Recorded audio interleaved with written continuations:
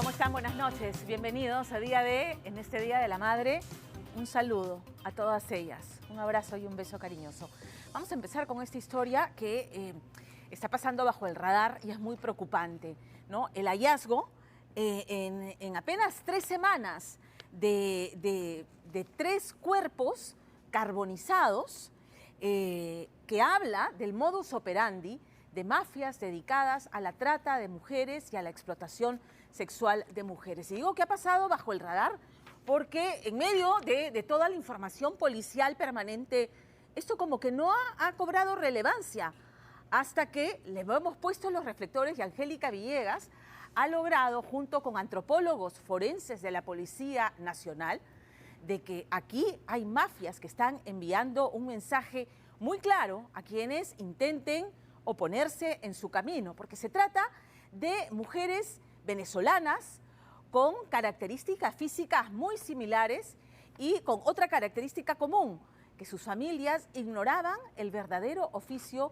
al que se dedicaban aquí en el Perú. El hilo conductor entre estas 3 mujeres víctimas de explotación sexual, asesinadas y carbonizadas, pudo establecerse con el caso de Rania Ortiz. Se lo contamos aquí la semana pasada. Había estado desaparecida durante 30 días. Su madre no quería dar crédito a lo que le habían dicho, que ella había sido asesinada y decapitada, hasta que apareció un cuerpo carbonizado en Lurín, y los rayos X que se le practicaron en la morgue establecieron que llevaba un collar con dije de corazón y brackets, que era lo que Rania utilizaba. Los mensajes que recibió su madre, ¿no?, sobre las circunstancias en que su hija fue ejecutada permitieron establecer a la policía que el caso de Rania no era el único. Entonces, después de que se encontró el cuerpo de Rania, han aparecido 2 cuerpos más. El 15 de abril en Caraballo, el de Ania González Vega, que ya había llegado hace 2 años al Perú y su familia pensaba que se dedicaba a la venta de café e incluso, por ahí decían, también trabajaba como empleada doméstica. Días después aparece un tercer cuerpo, el de Alba Albornoz Colmenares, en una caja igualmente carbonizado en Ate. Entonces la policía está investigando estos 3 casos que los vincula a la acción de organizaciones criminales. ¿Cuántas son las que se dedican a la explotación sexual y trata de personas operando aquí en el Perú? Más de 59. Así están las cosas. Angélica Villegas con todos los detalles. El lunes le mandé mensaje, Dios te bendiga, ¿cómo está todo? Cuéntame. Que tu vida no me respondió nada. Un audio de WhatsApp recibe el equipo de Día D tras el reportaje de la mujer del collar. Son los parientes de Angie González, quien fue encontrada carbonizada y mutilada en un descampado de Caraballo el 15 de abril, identificada por sus brackets. Lo que resulta coincidente para los investigadores es que ocurre días después que fuera encontrado el cuerpo de Rania Ortiz en las mismas circunstancias tras ser víctima de explotación sexual. Pero Angie y Rania no son las únicas asesinadas en tan espeluznantes circunstancias. Un tercer cuerpo carbonizado dentro de una caja era hallado en Ate. La víctima tenía las mismas características físicas de las anteriores.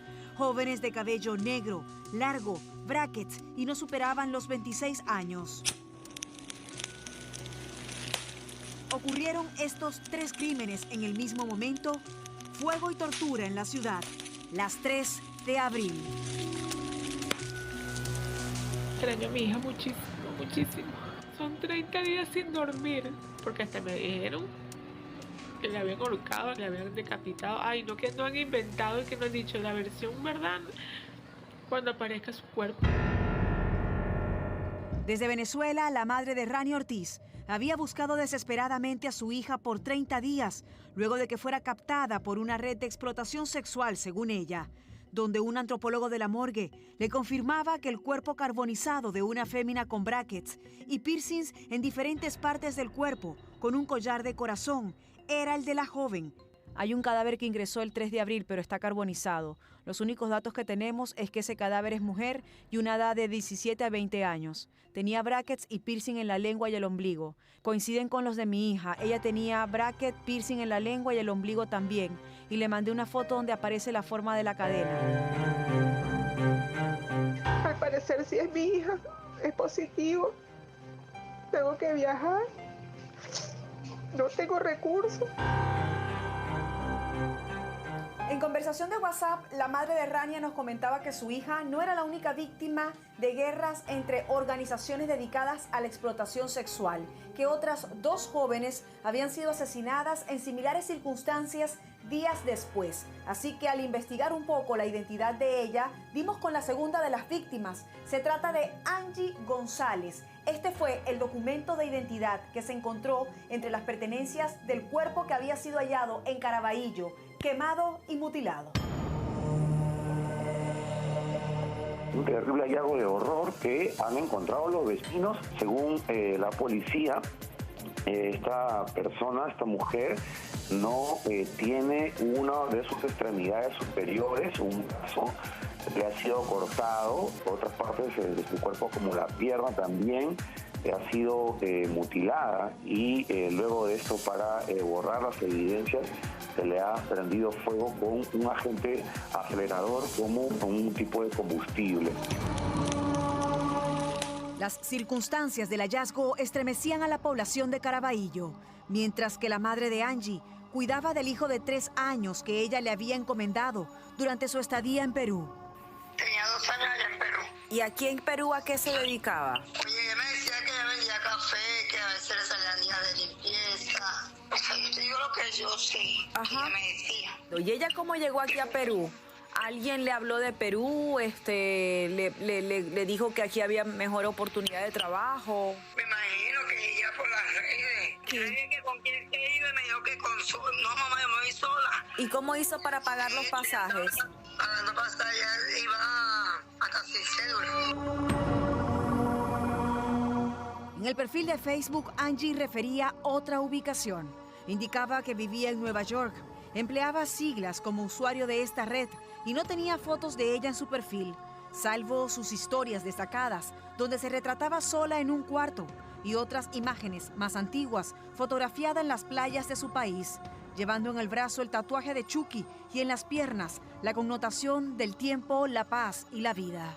Y entonces ella se iba a poner, ella se puso unos breques. Pues ella toda su vida mamodeo. Ahora, ¿nunca la notaste preocupada, estresada quizás cuando estaba aquí en Perú? No. Ella lo que más decía sí era que a veces que no tenía trabajo, le tocaba pagar el arriendo. Durante los 2 años que Angie vivió en Perú,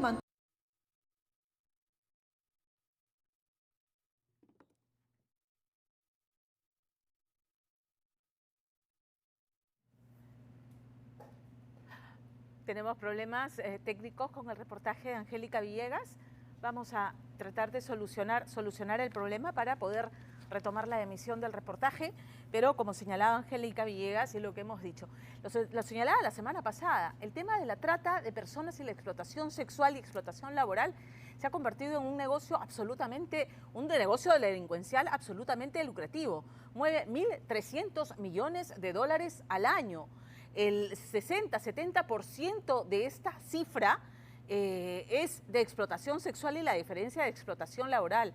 Se ha convertido en un tema de preocupación de la Defensoría del Pueblo y debería serlo del Ministerio del Interior. Sin embargo, poco se hace al respecto. Vamos a tratar de solucionar los problemas técnicos con el reportaje de Angélica Villegas, pero vamos, mientras tanto, con el de Lorena Ormeño, que es igualmente espeluznante. El viernes 3 de mayo, los agentes de la comisaría de Tumbes fueron testigos de una escena absolutamente macabra, parecía arrancada de una escena de película de terror, porque hasta la comisaría llegó prácticamente arrastrándose, agonizando de dolor, Manuel Sosa.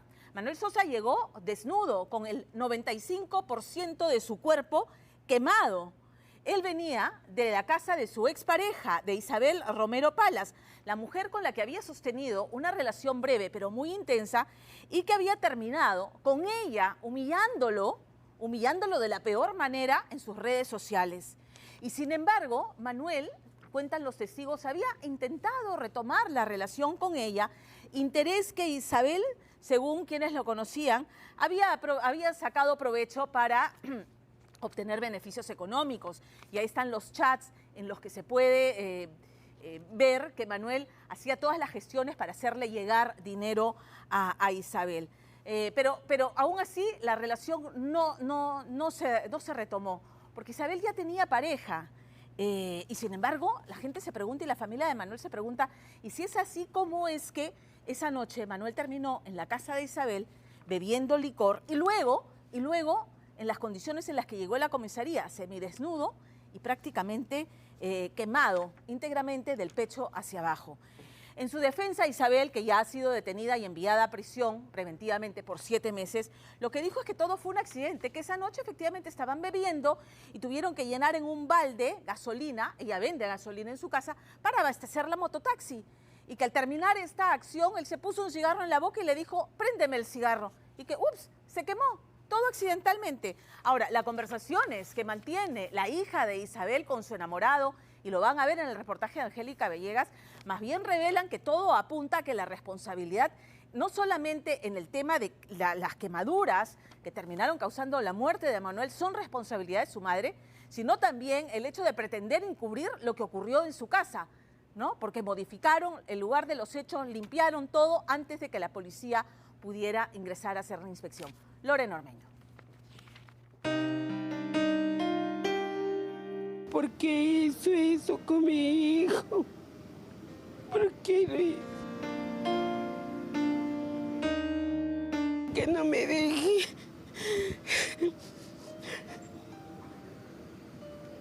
Que no me deje mi compañero.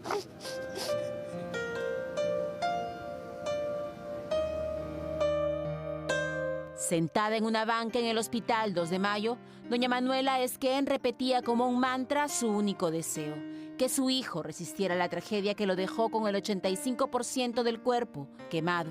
Se ha quemado. Siéntate. Siéntate, mano. ¿Cómo se ha quemado? Miguel Sosa reunió sus últimas fuerzas para subir al vehículo policial y recibir ayuda médica, pero no resistió. Murió tras 7 días de lucha, mientras desafiante Isabel Romero, la presunta autora, parecía ironizar con la prensa. ¿Estás de acuerdo? Siempre he dicho que soy inocente, estoy esperando que él se levante. Esperemos que él se levante para que él lo pueda decir. ¿Tú crees que él pueda sobrevivir después de las quemaduras que ha sufrido? Espero. ¿Y si no es así? ¿Te sentirás culpable? Jamás voy a ser culpable por algo que no he hecho, ha sido un accidente. ¿Accidente o crimen premeditado? ¿Qué pasó aquella madrugada en Tumbes? Isabel, ¿por qué no habla la verdad? Que diga sinceramente quién lo ha matado, quién lo ha bañado con gasolina a mi hijo. Ella sabe quién es un hombre que lo ha quemado a mi hijo. Eso debe de hablar. Mira, voy a llamar a mi ex marido para felicitarlo. ¿Qué pasó? ¿Sí soy yo? Mira, ojalá que una guagua te pase por encima. ¡Y próspero año nuevo! Irónica, desafiante, toda una femme fatal. Así se mostraba en redes sociales Isabel Romero Palas, castigando a los hombres y enamorándolos con cada movimiento.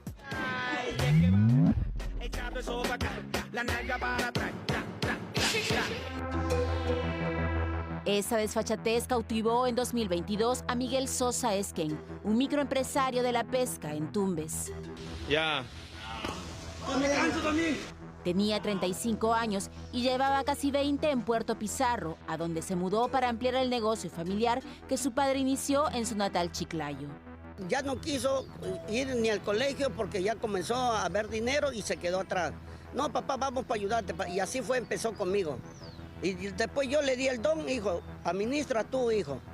Y salió bien el muchacho, gracias a Dios. Estamos hablando de una persona sana, tranquilo. Ni tiene antecedentes, ni por bronca se ha ido a parar a la justicia. ¿Hasta dónde tiene mi hijo que es sano?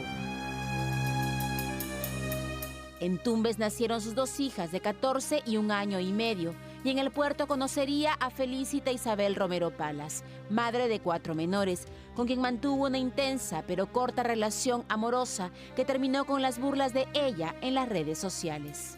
¿En serio? Definitivamente hay gente que no entiende que se quedó en el pasado. ¿Te lo explico con manzanitas? De ti no necesito ni el saludo, mucho menos te voy a aceptar una solicitud de amistad. ha quemado. Precisamente por ese desprecio público, nadie entiende cómo la madrugada del viernes 3 de mayo, Miguel terminó desnudo, arrastrándose de dolor en la puerta de la comisaría con el 85% del cuerpo quemado, tras visitar a su expareja en su casa. ¿Cómo se ha quemado? Despacio, despacio, despacio. Despacio, causa, despacio, despacio. Todo habría iniciado meses antes, cuando recién separado, Miguel habría intentado retomar la relación con Isabel, quien en un audio reveló a una amiga su verdadero interés por él.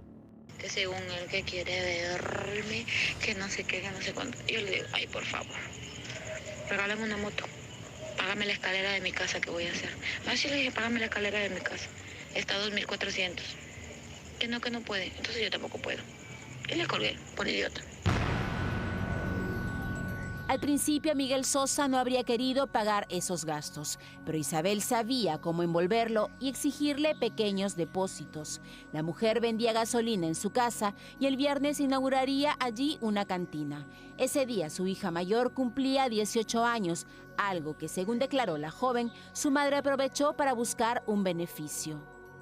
Mi madre comenzó a decir que era mi cumpleaños. El señor Sosa ofrece cambiarme su teléfono iPhone por mi celular Motorola. Pero mucho antes mi mamá se había acercado a nosotros diciendo que el señor Sosa andaba loco por conseguir una torta para las 12, la cual no logró conseguir. Y si la conseguía obtendría un beso de mi madre Isabel. Miguel pidió la torta a un amigo, quien por la hora no la pudo comprar. Así le pidió que en su nombre depositara a Isabel 50 soles, luego 700 y a otro amigo 200. Tiene una reputación muy mala, entonces por dinero es capaz de todo. Entonces, si yo no tengo nada con una persona, ¿por qué le voy a exigir yapes? ¿Por qué le voy a exigir para tortas? ¿Cómo yo voy a exigirle a un hombre? Entonces tiene algo conmigo. Entonces ella ha tenido pareja y también, ese puede ser otra hipótesis. Ocurrió cerca a la medianoche. Una hora después, Miguel era fotografiado desnudo al llegar al hospital de Tumbes, antes de perder el conocimiento, ser internado en la unidad de cuidados intensivos y 2 días después ser evacuado en avión al Hospital 2 de Mayo en Lima por disposición del ministro de Salud.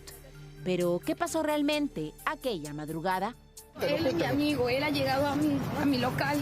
¿Sí? A comer, ha llegado con su tío. Nosotros nos hemos llevado de lo mejor en ese momento. Yo no lo he prendido. Él ha echado la gasolina a mi moto y ahí se le cayó. Su amigo, víctima de un accidente, fue su versión a la prensa, pues ante Fiscalía se acogió al silencio, aunque su hija contó esta historia.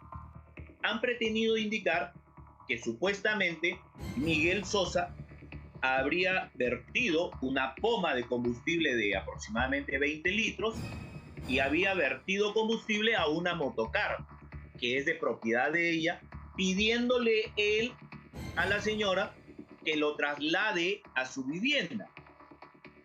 En ese momento es donde él vierte el combustible y posteriormente él habría mandado a una persona que pasó por ahí, que es un conocido y del cual no se ha llegado a identificar concretamente, y le pidió que vaya y que compre un cigarro, y la señora gentilmente lo ayuda a prender el cigarro y es ahí donde se habría incendiado. Extraña versión, pero por error o por decisión propia, ¿acaso Miguel se habría rociado gasolina? Supuestamente si él se ha querido quemar, él prendió el cigarro, lo primero que se hubiera prendido hubiera sido su cara, señorita. Su cara de él, pero su cara está normal de él. Señorita, si él se hubiera querido quemar, se hubiera quemado con toda su ropa. Él ha estado sin ropa. No tenía nada, señorita, por eso le digo que a la policía le han entregado su ropa intacta, su celular intacto, porque ella lo tenía dentro de su casa. Ella no se lo ha querido entregar, si no llega la policía no le entregan su celular de él. Yo como madre no, señorita, yo no le creo. ¿Por qué Miguel Sosa estaba desnudo al momento del incidente? Isabel Romero fue quien lo llevó a la comisaría en su mototaxi. Ella quedó detenida, pero la moto desapareció varios días. Y no fue lo único extraño esa noche. La policía halló conversaciones delatoras entre la hija y su enamorado. Y esta señorita, mediante mensajes de audio de WhatsApp, le indica de que su papá le había indicado y dispuesto que no dejen entrar absolutamente a nadie ni a la policía. Porque si la dejaban entrar a la policía, su mamá se quedaba presa. Sebastián, mi papá no quiere que le abra la puerta a nadie. ¿Y ahora qué hago? Obviamente mi mamá se va a ir presa. Y en efecto, no abrieron la puerta a los peritos y limpiaron el frontis, dejando a la vista esta caja de fósforos. Más aún, al revisar el celular de la víctima, descubrieron que habían borrado los chats de Miguel pidiendo a sus amigos los depósitos para Isabel. Esto ha sido planeado, no es que de un momento fortuito sucedió todo lo que ha pasado. No, y ahora ella dice que no, que él se hizo solo. Lo llevaron, no sé si a la comisaría en la moto o lo llevaban a matar. Pero dice que él se ha tirado de esa moto. Hay testigos, sí, hay varios testigos, pero no quieren hablar por lo que les puedan hacer. Ambición, venganza o celos. Porque si, como dijo, fue un accidente, manipularon la escena. Nada encaja en esta historia y para su familia existe algo más. En redes sociales, Isabel aparece con otra pareja. ¿Qué hacía entonces bebiendo en su casa con Miguel? Ella no lo ha quemado, quien lo ha quemado es otra persona, que ella sabe que es un hombre, ella no quiere hablar la verdad. O sea, ¿hay un cómplice? Claro, pero una pareja que está con él más claro, así. Según dice ella que hace 4 años tuvieron un tiempo, se separaron lejos. Después de 4 años ella lo cargó, o sea, mi hijo que lo está llamando. Mira, Miguel, acércate, voy a inaugurar un local. Han estado tomando hasta la madrugada de las horas. Para mí que he visto una persona diría, oye, llámalo a tomar, invítalo y yo tengo preparado para quemarlo de un solo. Ese es así porque y al menos ella está borracha.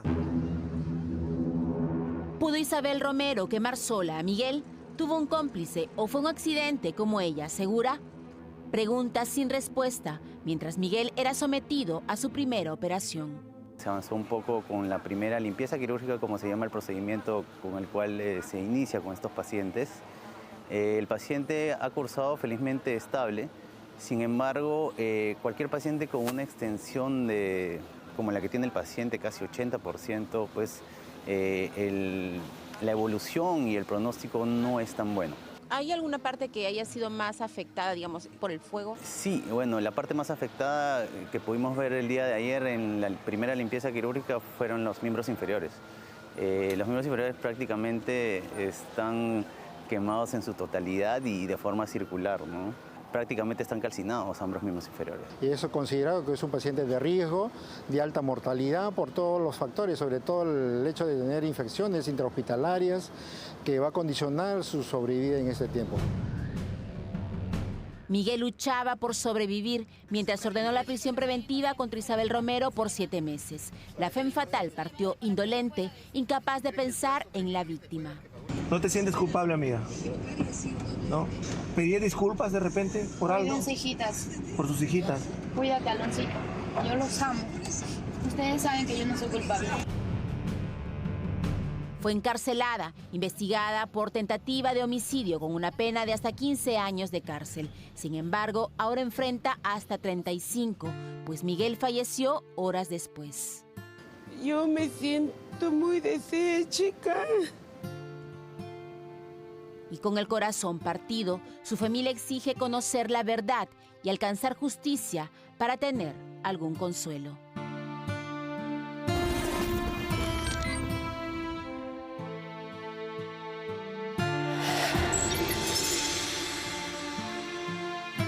Radicalmente de tema. Hace 17 años, mañana se cumplen 17 años en realidad, desde esa tragedia espantosa que se llevó a todo el grupo Néctar, a Johnny Orozco, a su hermano Quique y a toda la orquesta del grupo en una autopista de Buenos Aires.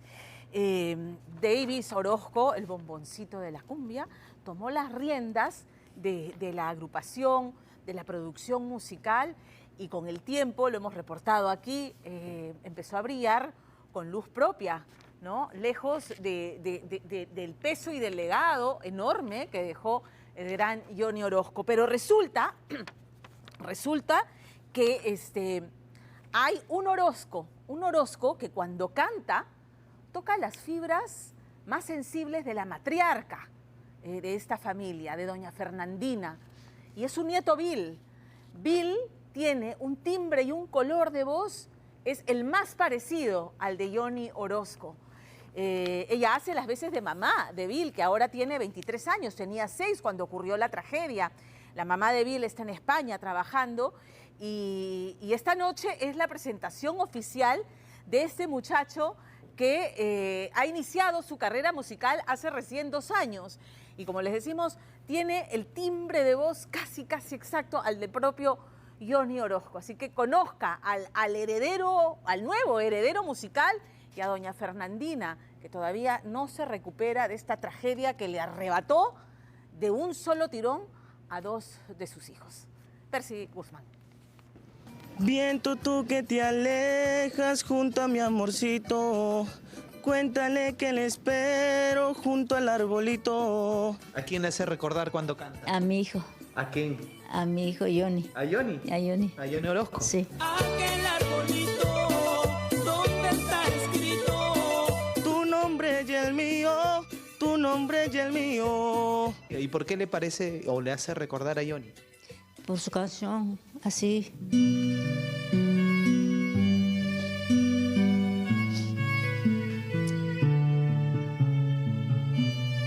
Hace 17 años, el Día de la Madre cambió para siempre para la señora Fernandina, matriarca de la familia Orozco.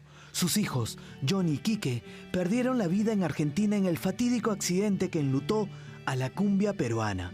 Ha pasado un largo tiempo y aún es muy difícil para esta señora, que recuerda al hijo que perdió cuando escucha cantar a su nieto, Bill Orozco. Aquel arbolito, ¿dónde está escrito?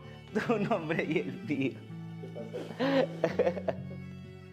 A veces con este tipo de canciones no solamente le trae tantos recuerdos a ella, ¿no? Sino también a mí. Tragedia en la madrugada. Ocurrió precisamente esta madrugada, 13 muertos por un accidente en la autopista 25 de Mayo tras un choque con otros 2 autos. La triste noticia que enlutó al país entero en el fatídico accidente del amanecer del domingo 13 de mayo de 2007 fue un golpe muy duro para los deudos de la familia de los integrantes del grupo Néctar. La camioneta boca arriba se convirtió en la tumba de Johnny Orozco y sus 7 músicos, quienes murieron calcinados, junto a la empresaria Miriam Orrillo, su hermano Oscar, su socia Lidia Ocaruri, además de Juan Murillo y Harold Montenegro. Me acerqué donde fue el accidente, no dejaban pasar, y ahí es donde que yo llamé a Perú para avisarles que había pasado un accidente, no que habían fallecido. Es así donde que yo espero a Davis, a toda la delegación que llegaba de Perú, y le brindamos nuestra ayuda, ¿no? Día D acompañó en todo momento al joven Davis Orozco, quien a sus cortos 19 años asumió la titánica y dolorosa tarea de repatriar los cuerpos de su padre, su tío y parte de los integrantes del grupo Néctar que fallecieron en el accidente. Fuerza, fuerza, viejito, dame fuerza, dame fuerza, papá. Yo lo siento a él acá, a mi costado.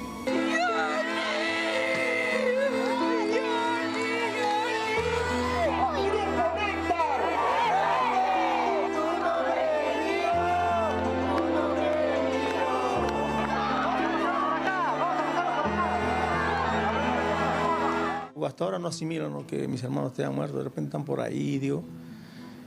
Pero ¿qué voy a hacer, no? Ya pasó mis 2 hermanos al mismo día y pucha que... Es triste porque en realidad ellos cuando estaban conmigo venían acá a la casa, conversábamos, sus proyectos que ellos tenían también, siempre venían acá de Bolivia, venían acá, conversábamos. Los recuerdos aún siguen presentes en la familia Orozco. El multitudinario Último Adiós marcó a los deudos como Cristian Cárdenas, amigo de la infancia y asistente personal de Johnny. Cristian no viajó a la Argentina porque nunca llegó su pasaje aéreo y hoy se lamenta por eso. Yo hubiera querido estar en ese momento de poder ayudarlo, estar con él. Si nuestro destino era morimos juntos, ¿no? Te juro que no hubiera querido que le pase a él lo que pasó, ¿no? Yo hubiera querido estar con él, era mi amigo, era mi hermano, hemos crecido juntos.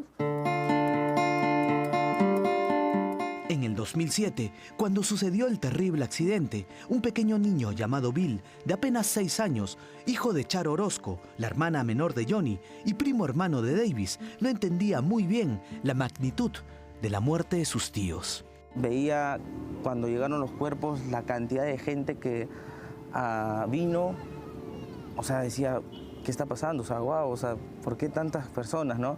Y ya uno de grande se da cuenta todo lo que construyó en todo ese tiempo de trabajo, ¿no? Bill Joshua Sánchez Orozco acaba de cumplir 23 y recién hace 2 años inició su carrera musical después de que su tío Javier Orozco con su primo lo descubrieran. Lo vio, me dijo, papá, Bill, cántame. Yo, ¿cómo está? Yo tenía mi equipito. A ver, tráelo, le digo. Y comenzó a cantar, pues, entonces yo lo veo y entonces le digo, pucha, que igualito, pero bueno, tenía buen swing, entonces ya, bueno, que siga para adelante, pero no. Su tío Javier fue quien le dio la patadita de la suerte y le brinda todos los consejos. Además, cada vez que pueden, recuerdan al líder del grupo Néctar cuando interpretaba sus clásicas canciones.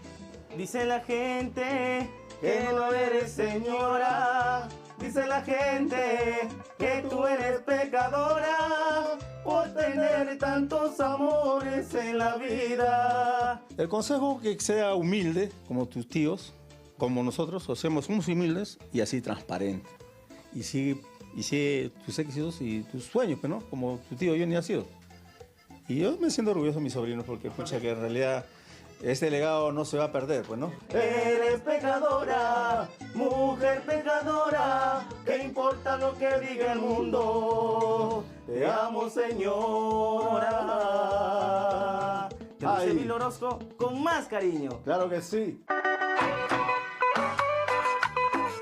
Bill Orozco vive en la tercera zona de Coyique, exactamente en el bulevar que lleva el nombre de su tío Johnny Orozco y al frente de su casa, donde está el mural en honor al grupo Néctar. Como puede ver, ahí está todos, no solamente homenaje o un retrato para mis tíos, ¿no? Sino para todos los muchachos del grupo Néctar, ¿no? Chimbote, Nadiel Caguana, Calín, Kiko, Papita, Pedro Perico, o sea, absolutamente todos los muchachos del grupo Néctar que se fueron trágicamente en el accidente. Dice la gente que no eres señora. Algunos dicen que canto como mi tío. Viento tú que te alejas junto a mi amorcito, cuéntale que le espero junto al arbolito. Y otros dicen que canto como mi primo. Pero esta es mi voz. Suéltame, rompe las cadenas, no quiero vivir así. La última noche pasaré contigo y será el final. Bill también nos habló del legado que ha dejado en la cumbia su tío Johnny Orozco con el grupo Néctar y que continúa su primo Davis. La última noche pasaré contigo y será el final, pero si prometes que vas a cambiar, te perdonaré. A la gente nos cataloga como yo soy la tercera generación, como se le está diciendo, ¿no?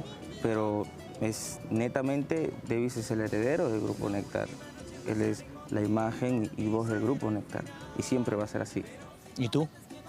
Yo seguir haciendo lo que más amo, que es la música, y interpretar las canciones de una de las personas que más he admirado musicalmente, ¿no? Y como familia.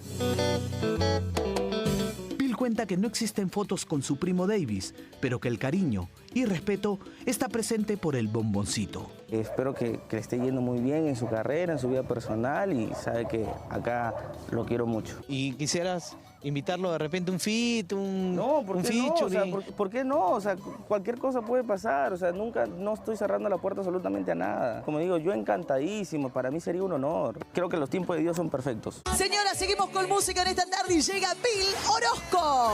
Unas lágrimas por mi mejilla rodó.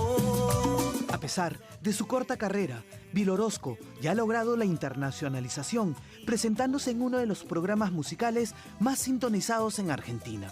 Además, muchos seguidores de Néctar encuentran en Bill el parecido físico y de voz con su tío Johnny, y es ahí donde descubrimos un curioso detalle en su muñeca. Un lujoso Rolex que le regaló un amigo de su tío, según cuenta, porque le hace recordar al cantante de cumbia.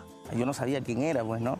Sí, tu tía me envió saludos acá y yo, efectivamente, o sea, sí le envío, o sea, y a raíz de eso, o sea, tuvo una empatía conmigo y se hizo muy amigo mío y me lo regaló. Muchas gracias. O sea, yo ni siquiera sabía, solamente... Está de moda eso de que te regalan, te prestan, ten cuidado, La madre de Bill, desde hace un año, radica en España por motivos laborales. Pero este joven cantante tiene una segunda madre, su abuelita, la señora Fernandina Torres, matriarca de la familia Orozco. Mi abuela siempre ha estado para mí desde pequeño, en todo momento. Desde que tengo uso de razón, siempre he estado con ella. Señora Fernandina, antes que nada, ¿usted qué piensa pues de su nieto Bill? Ay, de mi nieto lo pienso lo mejor que hay para él, para que pueda irse para arriba, ¿no? Él ha tenido bonitas palabras hacia usted, la considera como su mamá. ¿Usted cómo lo considera, Bill? Es mi hijo es para mí. ¿Por qué? Es mi nieto, porque yo lo tuve desde que ha nacido mi bebé, desde bebito, cargado, me iba, venía, hace cargado.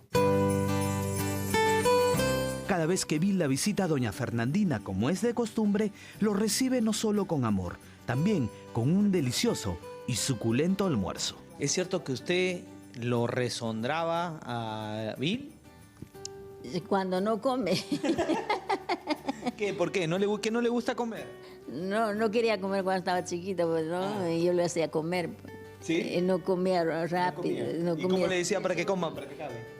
Come, le dice, come, si no te va a meter hasta la garganta, dice. Ya, yo te doy. Ah, el avioncito. Ah. Vamos con este tema que se nos dice a mamá, con mucho cariño. En un día tan especial, Bill le dedicó a su abuelita la canción que en algún momento su tío Johnny le cantó a su madre. Para mi vieja Tina Torres, le agradezco mucho al cielo por tenerla viva, de verdad. Puedo decir lo mismo que él, que gracias a Dios sigo teniendo mi madre en vida, mis dos madres. Desde que te fuiste ya no he podido querer a alguien y olvidar tu cariño, aunque estás presente en mi corazón. Tu amor, mamá, por ti no ha muerto y por las noches beso tu retrato, pensando que un día volverás. Es muy bonito al poder cantar y poder tenerla aquí, ¿no? Abrazándolo, cantando esa canción, porque a veces, o sea, mi mamá no es tanto de un concierto mío, ¿no? Después de escuchar a su nieto, la señora Fernandina nos cuenta que a pesar del tiempo, aún no olvida a sus hijos y no encuentra consuelo. ¿Qué le parece a usted la música, por ejemplo, del grupo Néctar? Bueno, a mí me parece bien, pero la tristeza es la que me mata. La tristeza le embarga un poquito. Sí. Todavía, son 17 años que han pasado. Sí. Viento, tú que te alejas junto a mi amorcito, cuéntale que le espero junto al arbolito, aquel arbolito donde está escrito tu nombre y el mío. Cuando pasó todo este accidente, no solamente lo que le chocó a todo el país, sino, como te comenté en un principio, a mi familia, ¿no? Y una de las partes más importantes es a ella, a la madre, ¿no? Feliz día, señora de la madre. Gracias. Que la pase bonito. Gracias. Y que la pase con toda la familia. Sí. Ya no se me ponga más triste ya. Sí, Claro, hay que recordar la música para alegrarnos un poquito, ¿ya? Claro, ¿no? Gracias, sí. Listo, ceñito. Gracias. Que le vaya muy bien. Gracias. Con más cariño. Con más cariño, Bill llegó anoche a la presentación de la nueva orquesta de su colega y hermano del alma, Chechito. ¿Cómo canta el hombre? No, canta muy bien, obviamente, ¿no? ¿Quién te hace recordar? Al tío, pues, ¿a quién más? Pues. Aquel arbolito donde está escrito tu nombre y el mío, tu nombre y el mío. Aquel arbolito donde está escrito. A ver, Al ritmo del arbolito, a los pocos minutos, Bill subió al escenario y puso a bailar y cantar a todo el público, incluida la modelo Andrea San Martín. El cantante cerró la noche con Pecadora. A ver, la última.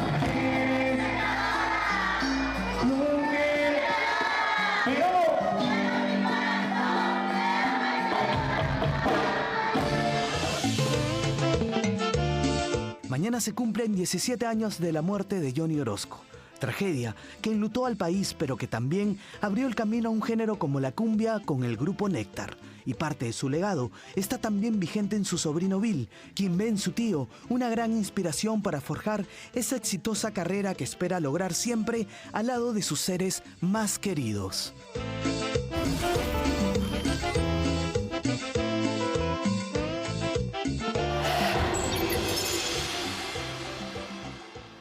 Retomamos el reportaje de Angélica Villegas. 3 mujeres venezolanas encontradas carbonizadas en apenas 3 semanas y la policía investiga las mafias de trata de personas y de explotación sexual que con estos macabros hechos están enviando mensajes muy claros. ¿Cómo se conectan los casos? Angélica Villegas. ¿Vamos con el reportaje? A ver, muy bien. Y para darle algunos datos mientras tenemos la nota lista. La policía investiga 59 organizaciones criminales dedicadas a la trata de personas y a la explotación sexual. El hilo conductor entre estos 3 casos fue el de Rania Ortiz, el primer cuerpo carbonizado que se encontró en Lurín y que pudo darse con su identidad. Ella estaba desaparecida por más de 30 días porque en las pruebas de rayos X de esta masa carbonizada se detectó el collar con dije de corazón y los brackets que usaba Rania y fue así como se pudo dar con su identidad. Y a través de los mensajes que recibió su madre fue que pudo establecerse de que eran más de una las víctimas de estas organizaciones. Vamos a poder retomar la nota al volver de la pausa aquí en Día D.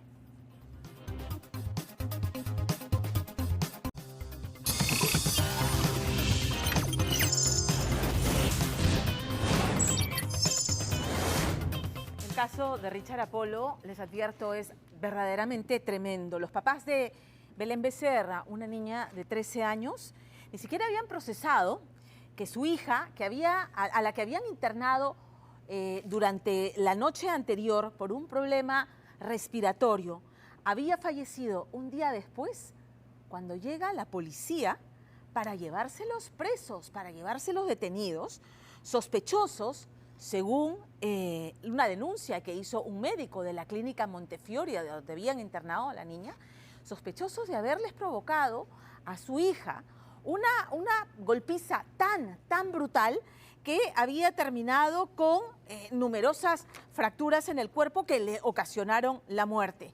Sin embargo, toda esta versión ha resultado ser una versión mentirosa y ha sido corroborado así por la Fiscalía para presuntamente encubrir lo que habría sido una negligencia médica. La noche del 8 de diciembre, Belén fue ingresada con problemas respiratorios a la clínica Montefiore de La Molina y 11 horas más tarde había muerto. Los médicos le dijeron que había sufrido un paro cardiorrespiratorio. Lo que no le dijeron a estos padres de familia es que el doctor Renzo Villalobos Linares había llamado a la comisaría del sector a denunciar que unos padres habían llevado a una niña prácticamente moribunda y que al examen médico habían descubierto que tenía la mandíbula rota, las costillas rotas, los omóplatos rotos y que toda esta casi tortura había provocado la muerte de esta criatura. Sin embargo, la Fiscalía en la investigación preliminar descubrió que nada de esto era cierto. Hay tomografías que demuestran que esto era absolutamente falso. Y lo que es peor, a los padres se los llevan detenidos y este médico dijo, a la niña la trajeron, ¿no?, prácticamente en brazos, casi muerta. Y las cámaras de seguridad de la clínica muestran cómo los padres y la niña ingresan caminando a la clínica. Y más bien lo que descubre la Fiscalía es una historia clínica plagada de incongruencias, de inconsistencias, pero sí, por ejemplo, consigna un tratamiento con fentanilo que habría recibido esta criatura y que cuando se solicitó ser trasladada a una UCI pediátrica, resulta que la clínica no tenía esta unidad. ¿Grave? No, gravísimo. Richard Apolo. Son poco más de las 11 de la noche del 8 de diciembre del año pasado, cuando las cámaras de seguridad de la clínica Montefiori, ubicada en la avenida Separadora Industrial en La Molina, registran el ingreso a dicha clínica de la menor Belén Becerra, de 13 años de edad, acompañada por sus padres. La niña presentaba problemas respiratorios, por lo que sus progenitores habían decidido llevarla a la clínica. Esta otra cámara capta a los tres rumbo al módulo, donde finalmente les dirían que se dirigieran a la zona de emergencia, una zona que se convirtió en la primera estación de un periplo caótico vivido en las horas siguientes por la familia Becerra, que trajo no solo como resultado 12 horas después de ser internada, la muerte de la niña, a consecuencia, decía la clínica, de un paro cardíaco, sino además al dolor de haber perdido en ese momento a su hija. Los padres de Belén fueron acusados por los doctores de la clínica de haber traído supuestamente a su hija con múltiples fracturas en costillas, omóplato y mandíbula. ¿Qué les dice? Primeramente, ¿por qué lo trajimos a mi hija así? Porque fuimos unos desgraciados. ¿Por qué le hemos traído un mal estado, golpe? ¿Por qué lo trajimos con los pulmones perforados? Tiene costillas rotas, maximilar roto, el omóplato roto. Pero los culpados ustedes. Nosotros, que nosotros, le hemos pegado será con un palo de béisbol, dijo, o se ha caído del colegio, sí, o le atropelló un carro. Pero no solo eso, además, habrían sido los propios doctores que atendieron a la menor, pero sobre todo el doctor Renzo Villalobos Linares, los que al parecer llamaron a la policía denunciando el supuesto maltrato físico por parte de los padres de Belén. Por lo que solo minutos después de fallecer la niña, sus padres fueron llevados a la comisaría. Lo que pasa es que ellos querían cubrir sus cojudes que hicieron, le hicieron mal a mi hija, la mataron a mi hija prácticamente, porque le metieron sobredosis de anestesia, sobredosis, y lo que le dio paro cardíaco a mi hija y la que la mató es el fentanilo, y el que autorizaron fueron esos tres doctores que firman, y el Villalobos, yo lo acuso al doctor Villalobos. Y es que aquellas fracturas nunca habrían existido y, por el contrario, investiga hoy en día el Ministerio Público, serían una manera de encubrir qué pasó realmente en esas casi 12 horas que Belén estuvo internada, donde al parecer un mal diagnóstico habría provocado suministrarle dosis de medicamentos innecesarios a la niña, que habrían desatado, investiga la Fiscalía, un cuadro terrible al punto de haberle ocasionado la muerte. Si por los golpes le pusieron fentanilo a mi hija. Para el dolor. Para el dolor. ¿Por los golpes? Sí, porque dice que con las anestesias, los analgésicos no alcanzaban y tuvieron que meter los 2 dosis de fentanilo. Ahí está escrito en la historia. Por los golpes, por las fracturas. La fractura de la mandíbula también y la de acá. Y le dice que por eso le puso. Por eso le pusieron fentanilo. Pero no necesitaba.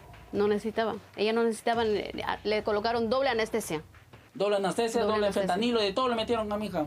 Pero el fentanilo es un arma mortal para cualquier niño. Son 5 meses mañana que cumple mi hija sin escucharla, sin decirme mamá te amo, porque ella constantemente decía mamá, yo te amo mucho. Aló, buenos días. Buenos días, con el doctor Renzo Villalobos, por favor. Sí. ¿Cómo está, doctor? Le habla Richard Apolo. Le llamo por el caso de la menor Belén Becerra, que está investigando la Fiscalía. Y tengo entendido que usted atendió en la clínica a la menor. Soy Richard Apolo, soy reportero del programa Día D, de ATV. No. ¿Aló? ¿Doctor? ¿Doctor Villalobos? ¿Doctor? Me cortó. El hombre al otro lado de la línea y que acaba de colgarnos el celular no es otro que el doctor Renzo Villalobos Linares, médico de la clínica Montefiori, quien no solo estuvo tanto el 8 y 9 de diciembre del año pasado a cargo de la salud de la menor Belén Becerra, sino además habría sido quien elaboró toda la historia clínica que obra hoy en manos de la Fiscalía y que recoge el paso a paso de lo que, según la clínica y el doctor Villalobos, sucedió con la niña desde que ésta pisó la clínica hasta que falleció a las 12:05 de la tarde del 9 de diciembre.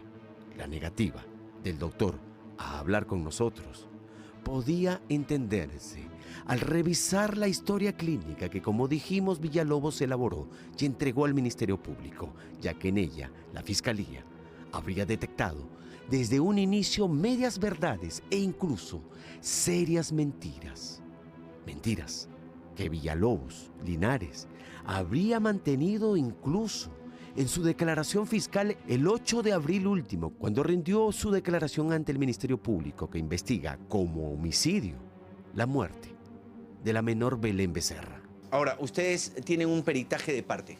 Así es. ¿Qué determina este peritaje de parte? ¿Quién lo ha hecho? El médico que lo hace es el coronel médico de la Sanidad de la Policía Nacional en retiro, Juan Carlos Leiva Pimentel. El punto 6 y 7 dice, en relación al deber de cuidado con respecto al actuar médico, se tiene que el manejo de la menor Belén de Fátima Becerra Villalobos, de 13 años, no fue el adecuado. En relación a la incertidumbre diagnóstica. ¿Qué significa incertidumbre diagnóstica? Error en el diagnóstico. Ajá. Simplemente. Y por ende, error en el tratamiento y error en la medicación. Esta imagen del 8 de diciembre a las 11:23 de la noche corresponde cuando Belén Becerra, de 13 años de edad, es ingresada al área de trauma shock de la clínica Montefiori debido a serios problemas respiratorios. Un área donde, y en adelante, su salud habría estado a cargo, como señala la propia clínica, del doctor Renzo Villalobos Linares, quien atendería a la menor toda la madrugada por insuficiencia respiratoria aguda. Ustedes supongo que pedían información de su hija de cómo iba evolucionando. ¿A qué hora más o menos? Constantemente. Como yo cada media hora preguntaba. Yo no dormí ese día, yo dormí recién, después que enterré a mi hija, ahí recién pude dormir. Desde el viernes que no dormía, no sé cómo aguanté mi cuerpo. Desde ese día preguntaba cada rato cómo va mi hija, ¿está bien? Sí, señor. ¿Quién le decía eso? La enfermera y el doctor también decía, no se preocupe, pero más las enfermeras, sí, doctor. Sí, señor, no se preocupe, la hinchazón baja en 10 días, 5 días, es normal, porque como se llama, es fuerte el medicamento. Y aunque la clínica en un comunicado ha señalado que la niña ha sido atendida de manera oportuna, idónea, constante, profesional, señalando además que el manejo del cuadro clínico fue realizado de acuerdo al tratamiento que la menor necesitaba, esto no parece ajustarse, según el Ministerio Público, a lo que en realidad habría sucedido con la niña desde que ésta pisó la clínica y fue, sin explicación alguna, llevada a emergencia adultos y no a emergencia pediátrica, que por sus escasos 13 años debió corresponder ser llevada y tratada en ese lugar. Algo que contó ante la Fiscalía Penal cuando fue llamada el 9 de abril último la doctora Carmín Sakamoto Pérez, especialista en cirugía pediátrica de la clínica Montefiori, que aquella madrugada del 9 de diciembre del año pasado estaba de guardia en emergencia pediátrica. La enfermera que nos atendió, ¿qué le costó? Porque ya sabía la edad, mi hija, ¿qué le costó mandarnos a emergencia pediátrica? Jamás le dijeron vayan a emergencia pediátrica. Nunca hasta que vi que había pediatras ahí. Ajá. Yo no sabía que había 2 pediatras y no le atendieron 2 pediatras a mi hija. Es algo ilógico.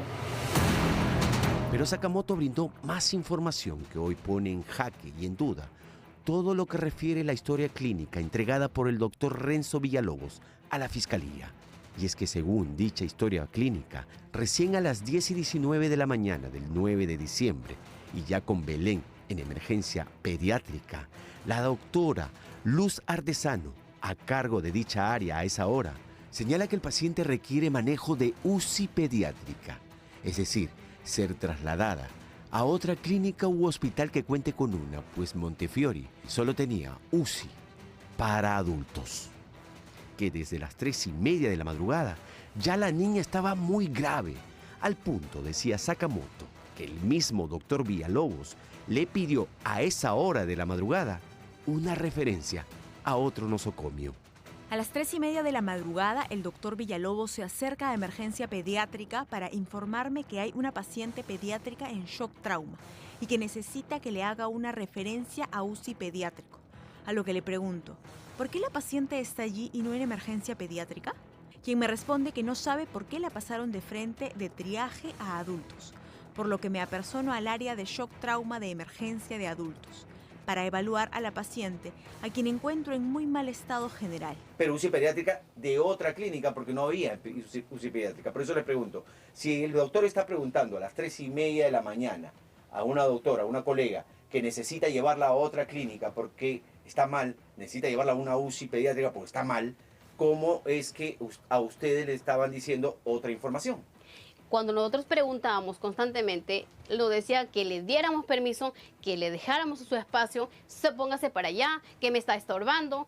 Cuando cerraban la puerta, los médicos, todos los doctores, habían 3 doctores. No querían que nosotros veamos todo por el traumachoto. Nosotros mirábamos. Hasta el mismo seguridad me dijo, no, que esto, todo. Le digo, pero si mi hija, la que está dentro es mi hija, no es tu hija. Si fuera tu hija, ¿qué querías?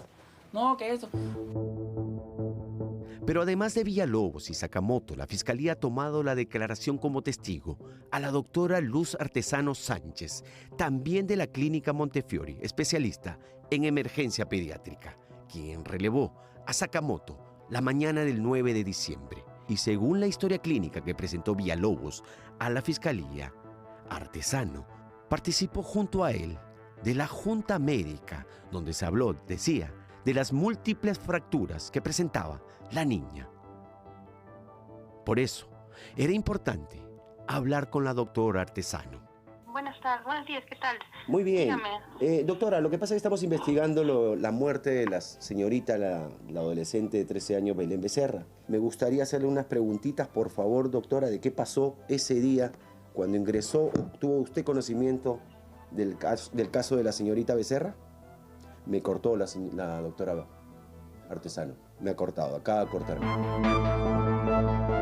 Que la doctora Artesano nos cuelgue el teléfono no nos pareció raro, teniendo en cuenta que cuando fue llamada en abril a dar su declaración ante la Fiscalía, prefirió guardar silencio por riesgo, dijo textualmente, a autoincriminarse.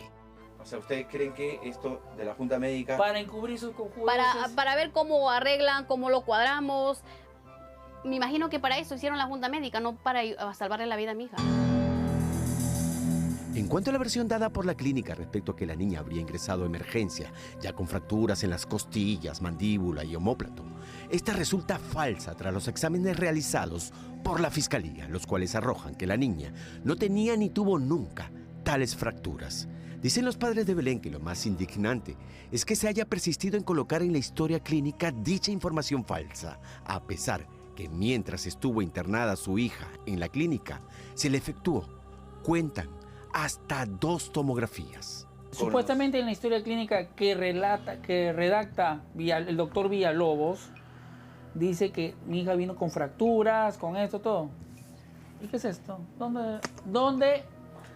Nosotros lo hicimos en la misma clínica, en la misma Montefiori. ¿Hicieron estas tomografías? Ellos mismos lo hicieron y ellos mismos lo entregaron. Hicieron todo esto de la costilla y no hay ni una costilla rota. La han visto varios doctores porque yo quería asesorarme, ver si es verdad, mentira, y sale que no hay ni una costilla rota, ni un maximilar, nada. Acá está también. No hay ni uno. Sin decirme mamá te amo, porque ella constantemente decía mamá, yo te amo mucho. Estaba en el trabajo, me escribía, pero no hace nada. La fiscalía no hace nada, sigue ahí 30 días, pero nada. Finalmente existe otro dato también grave que está consignado en la historia clínica respecto a un supuesto consentimiento dado por la menor de 13 años al doctor Villalobos para que éste le realice no solo procedimientos como la intubación, sino además, dice el documento, que de salir algo mal, supuestamente la niña eximía de responsabilidad tanto a la clínica como, obviamente, al doctor Villalobos. O sea, a su hija le preguntaron todo esto y que dio el conocimiento. Menos a nosotros. ¿Y ustedes como padres? No. Una niña de 13 años. Una niña de 13 Imagínate ese... No, ¿qué palabras puedo decir ya?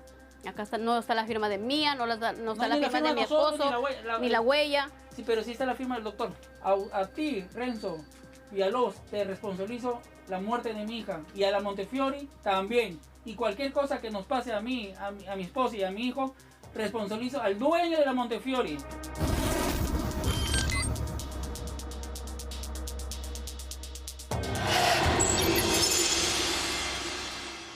Bueno, me imagino que ustedes han terminado con el corazón estrujado con esta historia que les dije era tremenda. Y la verdad que admiro la fortaleza de estos padres para haber salido y haber expuesto con esta claridad la muerte de su hija. Porque ese es un trago amargo del que unos padres no se recuperan. Déjenme decirle a los señores de la Clínica Montefiori que su comunicado, francamente, es penoso. Es penoso y mal hacen en pretender proteger, si esa es su intención, a los médicos involucrados en esto que es gravísimo y que hoy la Fiscalía investiga, como ha dicho Richard Apolo, como un homicidio. Es gravísimo, porque en este comunicado que Richard Apolo ha mencionado en el reportaje, no hacen ninguna mención a los hechos más graves del caso, como que el médico Renzo Villalobos Linares se inventó la mentira de que la niña había llegado moribunda en brazos de sus padres y que prácticamente la golpiza a la que había sido sometida fue lo que ocasionó su muerte, describiendo fracturas que las propias placas realizadas en la Clínica Montefiori descartan, y que el tema de la presunta golpiza ha sido tratado en la Junta Médica. Entonces, lo que eso revelaría es que habría un concierto de voluntades dentro de los médicos de la clínica para encubrir lo que sería una negligencia médica que acabó con la muerte de una paciente de 13 años. Eso en primer lugar, porque es lo más flagrante y lo más escandaloso. La mentira descubierta con pruebas que se realizaron en la propia clínica. La niña ingresa caminando, porque este comunicado habla del estado sumamente grave, crítico, en el que llega la paciente. Pero la paciente llega caminando con sus padres. Luego pretenden atribuir el cuadro que se desarrolla dentro de la clínica por la presunta mala atención de los médicos de la clínica a las atenciones anteriores que había recibido la niña, porque dice aquí, desconocemos los antecedentes médicos de la paciente, dado que no se realizaron atenciones médicas previas a la ocurrida el 8 de diciembre del 2023 en nuestra clínica, ¿no? La verdad es que este comunicado, señores de la Clínica Montefiori, es vergonzoso. Tampoco hacen mención a que el médico Linares Villalobos hace firmar a una niña un consentimiento. ¿Desde cuándo está en los protocolos y en las guías médicas que ustedes mencionan en su comunicado que una menor de edad pueda dar consentimiento para las atenciones médicas y los procedimientos que se van a realizar? Es una menor de edad y los padres dicen que estuvieron todo el tiempo preguntando por la evolución de su hija. Y ustedes dicen aquí, y los padres dicen, nos arrimaban, no nos daban información, están estorbando. Y ustedes dicen aquí que brindamos información oportuna, clara y entendible sobre la condición de salud, evolución, criticidad, pronóstico y sobre temas administrativos vinculados a la atención de su hija. Y los padres esta noche dicen que no. Y ustedes, o su médico, obligó a la niña a dar un consentimiento. ¿Dónde se ha visto esto? Yo me pregunto, ¿cómo es que su salud, cómo es que el colegio médico, cómo es que el Ministerio de Salud no ha intervenido ya en este caso a la Clínica Montefiori y a los médicos involucrados? Una doctora que tiene miedo a autoincriminarse y que guarda silencio. Una junta médica donde se habla de una mentira, que la niña fue masacrada por sus padres y que producto de esas masacres, además, le administran 2 dosis de fentanilo a una criatura de 13 años. No soy doctora. Pero ustedes tampoco no son doctores. Habrá en la audiencia esta noche de Día de Doctores y sabrán analizar mejor este caso. Pero no se necesita ser doctor para entender que aquí lo que está habiendo es un malentendido espíritu de cuerpo y mal hace la Clínica Montefiori en pretender proteger a médicos que han actuado de esta manera. Que frente a esta situación, mi humilde opinión es que debieran ser apartados en lo que duran las investigaciones y que la Fiscalía no debería demorar más. Porque es un peligro que médicos que actúan de esta manera sigan atendiendo pacientes. Y que es un peligro que la Clínica Montefiori, lejos de asumir su responsabilidad, pretendan con un comunicado como este, vergonzoso, patético, pretendan proteger su reputación, que ya está por los suelos con este caso, y proteger a estos médicos.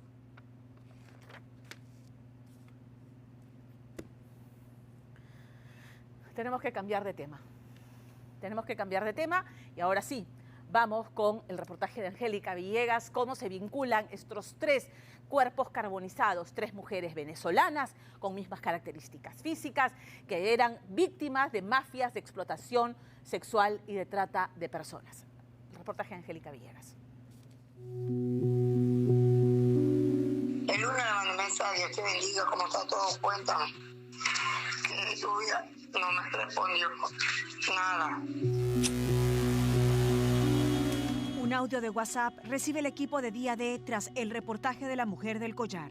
Son los parientes de Angie González, quien fue encontrada carbonizada y mutilada en un descampado de Caraballo el 15 de abril, identificada por sus brackets. Lo que resulta coincidente para los investigadores es que ocurre días después que fuera encontrado el cuerpo de Rania Ortiz en las mismas circunstancias tras ser víctima de explotación sexual. Pero Angie y Rania no son las únicas asesinadas en tan espeluznantes circunstancias. Un tercer cuerpo carbonizado dentro de una caja era hallado en Ate. La víctima tenía las mismas características físicas de las anteriores. Jóvenes de cabello negro, largo, brackets y no superaban los 26 años. ¿Ocurrieron estos 3 crímenes en el mismo momento? Fuego y tortura en la ciudad. Las 3 de abril. Extraño a mi hija muchísimo, muchísimo. Son 30 días sin dormir, porque hasta me dijeron que le habían ahorcado, que le habían decapitado. Ay, no, que no han inventado y que no han dicho la versión verdad cuando aparezca su cuerpo. Desde Venezuela, la madre de Rania Ortiz había buscado desesperadamente a su hija por 30 días, luego de que fuera captada por una red de explotación sexual, según ella, donde un antropólogo de la morgue le confirmaba que el cuerpo carbonizado de una fémina con brackets y piercings en diferentes partes del cuerpo, con un collar de corazón, era el de la joven. Hay un cadáver que ingresó el 3 de abril, pero está carbonizado. Los únicos datos que tenemos es que ese cadáver es mujer y una edad de 17 a 20 años. Tenía brackets y piercing en la lengua y el ombligo. Coinciden con los de mi hija. Ella tenía bracket, piercing en la lengua y el ombligo también. Y le mandé una foto donde aparece la forma de la cadena. Al parecer sí es mi hija. Es positivo. Tengo que viajar. No tengo recursos. En conversación de WhatsApp, la madre de Rania nos comentaba que su hija no era la única víctima de guerras entre organizaciones dedicadas a la explotación sexual, que otras 2 jóvenes habían sido asesinadas en similares circunstancias días después. Así que al investigar un poco la identidad de ella, dimos con la segunda de las víctimas. Se trata de Angie González. Este fue el documento de identidad que se encontró entre las pertenencias del cuerpo que había sido hallado en Caraballo, quemado y mutilado.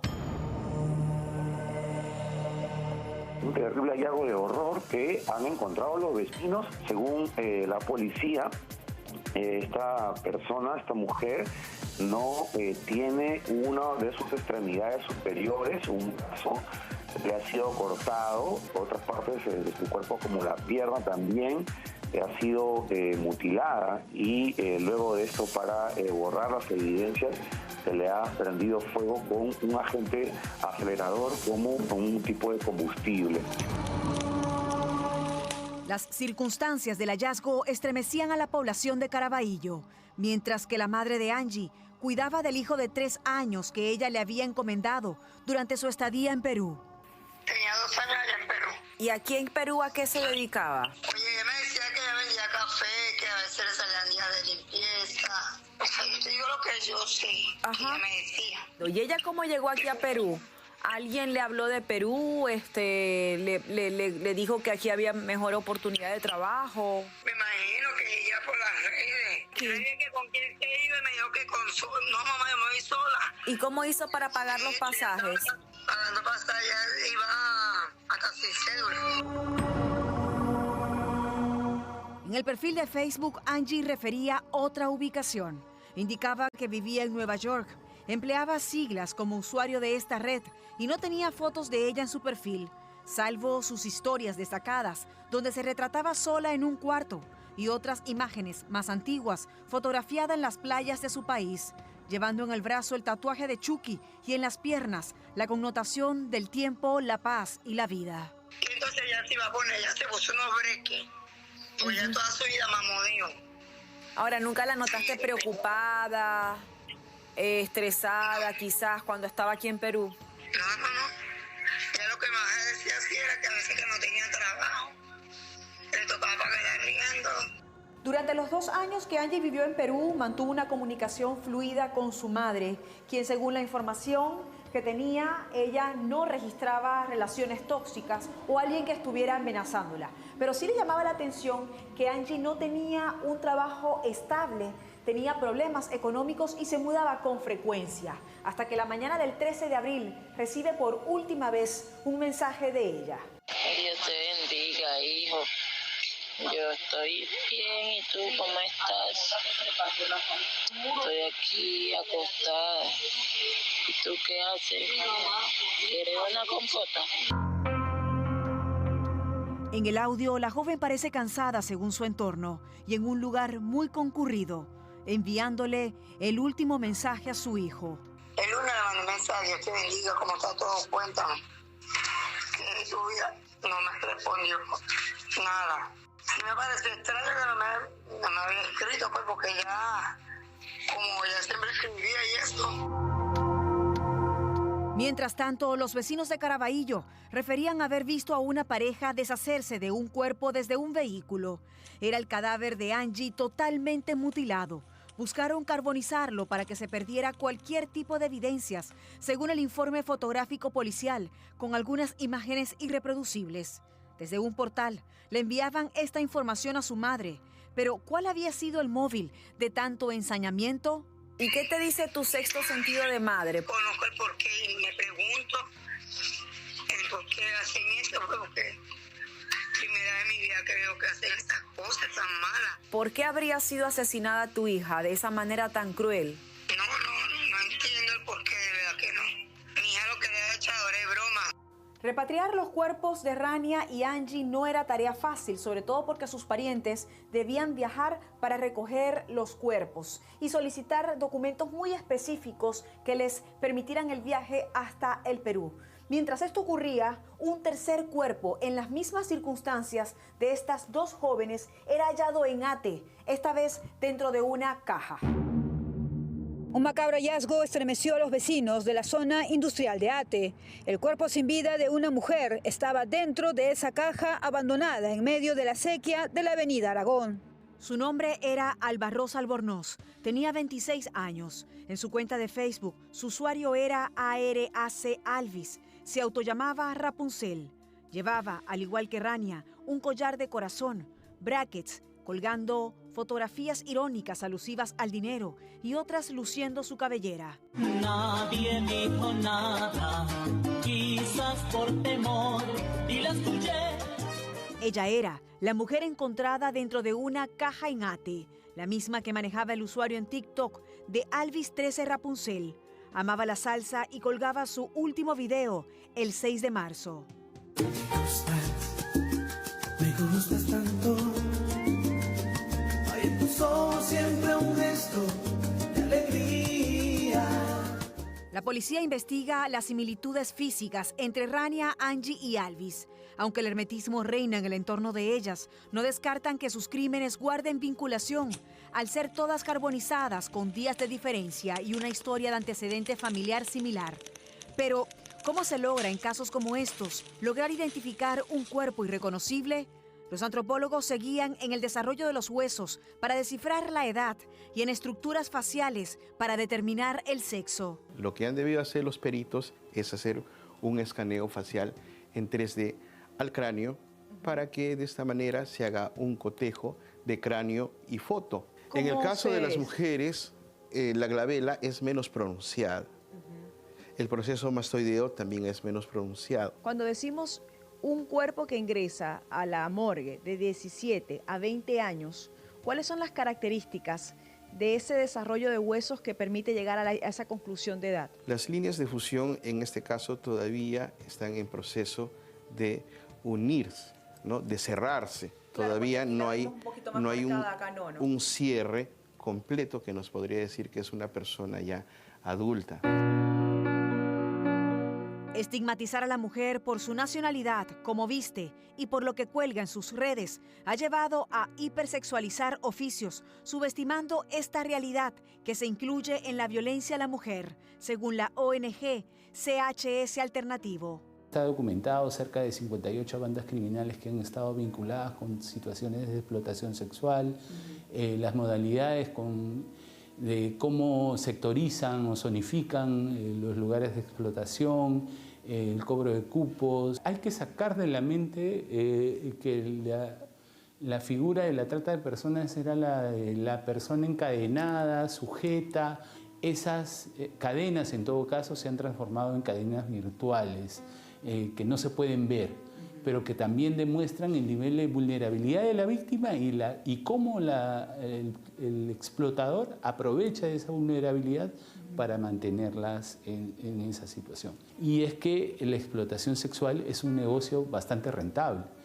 Se calcula que en el país más o menos se producen cerca de 1.300 millones de soles como fruto de las situaciones de explotación en general.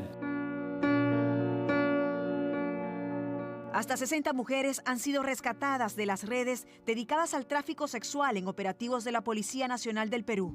Algunas de ellas retornan con sus verdugos por falta de recursos o amenazas recibidas a su entorno, duplicándose desde el año pasado la cifra de víctimas, siendo 70% de estas extranjeras.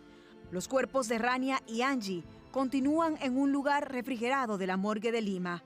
Así que sus parientes esperan que esa misma suerte no corra el caso al congelarse en su impunidad. ¿Cuál fue el móvil del crimen de las 3 de abril?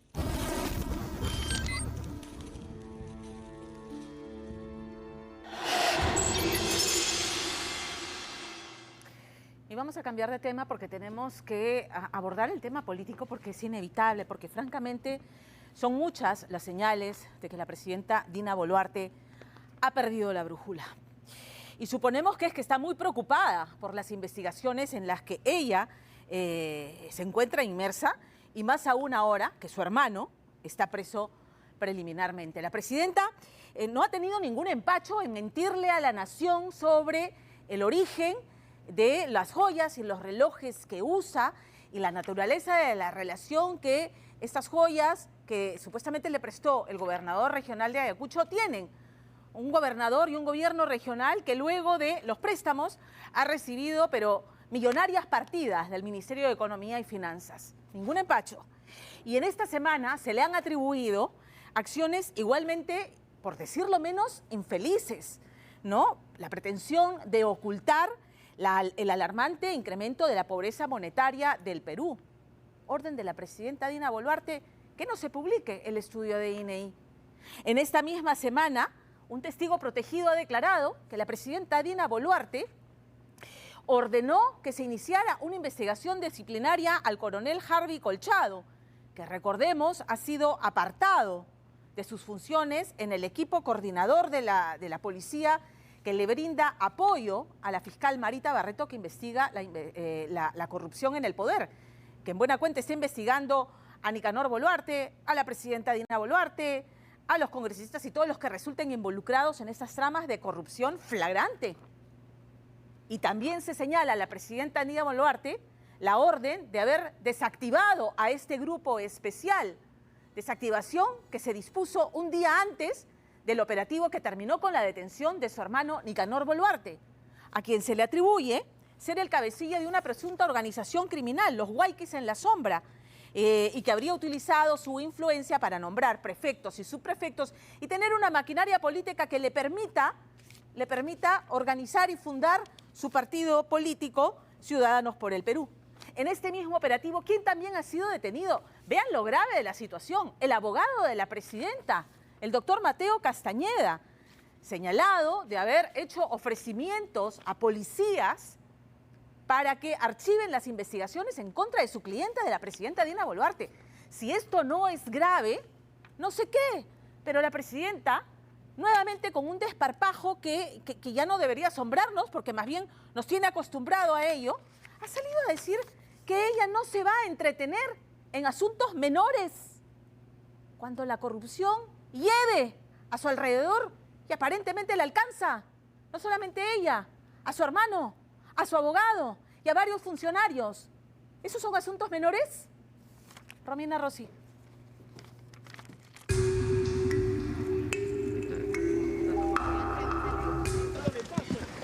Señor Boluarte, ¿qué le decimos al Hace 6 meses, Dina Boluarte vaticinó estas imágenes. Su hermano Nicanor Boluarte respondiendo ante Fiscalía. Seguramente ya habrá la disposición de que le abran la carpeta fiscal a mi familiar. Y seguramente lo van a hacer. Mi hermano se sabrá defender ante el Ministerio Público. Años antes, en plena campaña a la segunda vuelta, Boluarte Segarra ya habría hecho una predicción que ella misma se encargaría de cumplir: sumirnos en la pobreza. La clase media acomodada limeña seguramente dejará de ser clase media acomodada. El INEI clasifica así: pobre, y encimita de él está el vulnerable, que es la persona que está a punto de ser pobre. Un empujoncito y se convierte en pobre. Se le llama vulnerable. El año 2023, pobres fueron 29% de la población. Vulnerables fue 31% de la población. 60% de la población peruana o es pobre o es casi pobre. Más de 60% de la población prácticamente subsistiendo. Pero Dina Boluarte siempre estuvo atenta a la problemática social. Estoy atenta a las preocupaciones y demandas sociales y ofrezco mi mano abierta para atender justos reclamos. Ella ofrecería su mano, o habría querido decir sus muñecas. Las evidencias faciales de la alta tensión que tenía por las preocupaciones y demandas sociales la habrían obligado a hacerse unos pequeños retoques faciales por los cuales, se dice, se habría ausentado por al menos 12 días. Su última preocupación y presagio la habría de sumergir en un presunto delito, manotazos de ahogado, para salvar a su hermano. El jueves, previo a que Nicanor Boluarte sea detenido, el Ejecutivo decidió desactivar el equipo policial de apoyo a la Fiscalía que investigaba al hermano. Uno puede presumir razonablemente que la desactivación del equipo policial de apoyo al EFICOP tenía por finalidad neutralizar ese operativo, ¿no? ¿Se puede tomar este intento de neutralizar como una obstrucción a la justicia? Claramente, ¿no? ¿Podríamos decir que las premoniciones de la presidenta Boluarte son siempre un mal augurio? ¿O es acaso las decisiones y los oráculos que la acompañan la que la han llevado a esta última crisis que ha terminado con su hermano y su abogado detenidos y compareciendo ante la justicia? Wigberto Nicanor Boluarte Segarra. ¿A qué se dedica? Soy abogado y tío. A Nicanor Boluarte se le acusa de pertenecer a una organización criminal y del delito de tráfico de influencias. Nicanor Boluarte Segarra según han contado testigos a Fiscalía, valiéndose de su hermandad con la presidenta Dina Boluarte, buscó tomar el control de prefecturas y subprefecturas a nivel nacional con la finalidad de impulsar su propio partido político.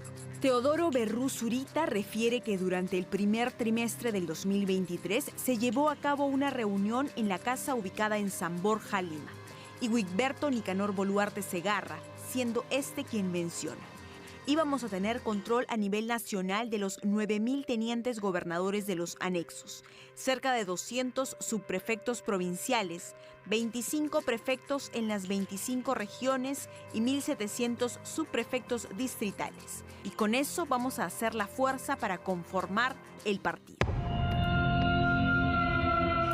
Esta declaración forma parte del expediente con el que se pidió la prisión preliminar de los investigados.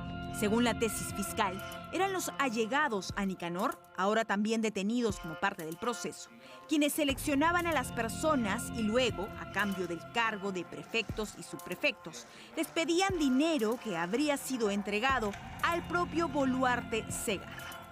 Fidel Becerra Villalobos, valiéndose del cargo del subprefecto Gilbert Raúl Flores Fernández, con quien tendría un vínculo familiar, primo, habría cobrado a Marvin Natán Gómez Julca 3.500 soles para que sea designado como subprefecto del distrito de El Prado. A Arnulfo Torres Cotrina, el monto de 5.000 soles para que sea designado como subprefecto de Andabamba, provincia de Santa Cruz, departamento de Cajamarca. Policías y fiscales llegaron a la casa de Nicanor Boluarte a las 3 de la mañana. Pasado el mediodía, el hermanísimo saldría enmarrocado, con un tapabocas y un gorro que cubría sus facciones. Además de los agentes que lo protegían a su paso, algunos de sus familiares, con empujones y otras agresiones, trataban de impedir la labor de la prensa. Boluarte Segarra alegó inocencia. No tengo ninguna razón. Mientras esto pasaba, paradójicamente, su hermana, la presidenta de la República, inauguraba el seminario de valores institucionales, democracia y constitución política. No nos vamos a distraer con asuntos menores. Creemos en la justicia del país. Creemos en la razonabilidad de los que administran la justicia del país. Entre la distracción de estos asuntos menores, como los llamaría Dina Boluarte, la Fiscalía también tiene información de una conversación entre Harvey Colchado y el propio abogado de Dina Boluarte, Mateo Castañeda, en el caso de los relojes Rolex y las demás alhajas. El 12 de marzo del 2024, como muestran estos chats, la reunión se dio en un restaurante de Miraflores. Ahí, Mateo Castañeda habría solicitado la posibilidad de archivar las denuncias contra Nicanor Boluarte y obtener información sobre futuras investigaciones y allanamientos en contra de la presidenta. Un ofrecimiento de no destituirlo, ¿no?, y de ascenderlo, ¿no? Y donde el coronel Colchado, como hombre de inteligencia, participa en estas conversaciones, deja que estos señores expongan todo su ofrecimiento, ¿no? Lo registra, más bien lo usa como clara prueba de una acción ilegal. Obviamente que un abogado, cualquiera que sea, un abogado que hace ofrecimientos de este tipo, hay un caso clarísimo de tráfico de influencias. Después de la audiencia de control, Mateo Castañeda ha rechazado la acusación y ha dicho que la verdadera víctima es él. Yo rechazo todos los cargos. Si hay algo que investigar, se investigará. Pero esto ha sido una emboscada del coronel Harvey Colchado, que me ha citado a 2 reuniones a través del general Carlos Morán, que es mi cliente. Por eso asistí a esas reuniones sin sospechar que este señor estaba grabando las conversaciones. Yo rechazo todo. Yo soy un daño colateral de una pelea por el poder. Podemos decir con toda claridad que esto constituye obstrucción a la justicia. Y como bien dice usted, hay una conexión directa. Primero, se tuvo conocimiento en los días pasados de la conexión entre Dina Boluarte y Jaime Villanueva. El doctor Mateo Castañeda abogado de ella y de su hermano, no actúa de motu propio, él no tiene ningún interés directo. Él actúa en representación o a pedido de ella. Como se evidencia en el registro de visitas del despacho presidencial, el martes 7 de mayo llegó el coronel Franco Moreno Panta, quien se reunió con Dina Boluarte. Ella quería información de sus investigaciones y las de su hermano. Al no recibirla, desactivó al equipo, por lo que ahora será investigada. Levantar la voz del Ministerio Público en absoluto rechazo a las acciones del gobierno que a través del Ministerio del Interior, el día y ayer en la noche, ha desactivado el equipo especial de apoyo al equipo especial de fiscales contra la corrupción del poder, EFICOP. Nos ha permitido comprender que existen motivos para considerar que podría haber indicios de alguna conducta delictiva que el despacho a mi cargo ya está evaluando en defensa de la legalidad. Los prefectos y subprefectos no serían los únicos cercanos a Nicanor Boluarte y Mateo Castañeda que han conseguido cargos en el Estado. Día D consiguió información exclusiva sobre otro personaje beneficiado con un puesto en el Ministerio del Interior. Este es Raúl Díaz Pérez, quien fuera alcalde de Comas del 2019 al 2022. En el 2019, Díaz Pérez tenía como gerente municipal a Nicanor Boluarte, con un sueldo de 11.000 soles mensuales. En el 2022, contrató al estudio Castañeda y Menacho para la defensa de funcionarios acusados de compras irregulares en la época COVID por 1 millón de soles. Aquel 2022, la Municipalidad de Comas le pagó a Mateo Castañeda 184.500 soles a través de casi una docena de órdenes de servicio. 2 años después, el gobierno de Dina Boluarte empleó en el Ministerio del Interior a Raúl Díaz Pérez. El 13 de marzo de este año, entró como locador especializado en materia legal por un monto nada despreciable de 30.000 soles. Y mientras en el Estado, allegados a Nicanor Boluarte y Mateo Castañeda reciben cuantiosas órdenes de servicio, en las calles, según el INEI, la pobreza nos carcome. 600.000 peruanos que no eran pobres el 2022 se convirtieron en pobres el 2023. O sea, se empeoró la situación de la pobreza el año 2023. Pero no solamente el pobre. El extremadamente pobre también se empeoró, porque se llegó el año 2023 a casi 5.7. ¿Y quién es extremadamente pobre? El indigente. Y el indigente, para que me entiendan fácil, es el que no come todos los días. 1,5 millones de peruanos están en situación de indigencia hoy. Una realidad que al Ejecutivo parece serle ajena. Las causas de este informe también tenemos que decirlo claramente. Las cifras económicas de esta convulsión política de casi 500 manifestaciones, todas ellas violentas, económicamente ha sido más fuerte que la misma pandemia del COVID. Luego tuvimos el problema del Yaku. La gente protesta, reclama por la inseguridad ciudadana tan alta que tenemos. Pero, por ejemplo, miremos El Salvador.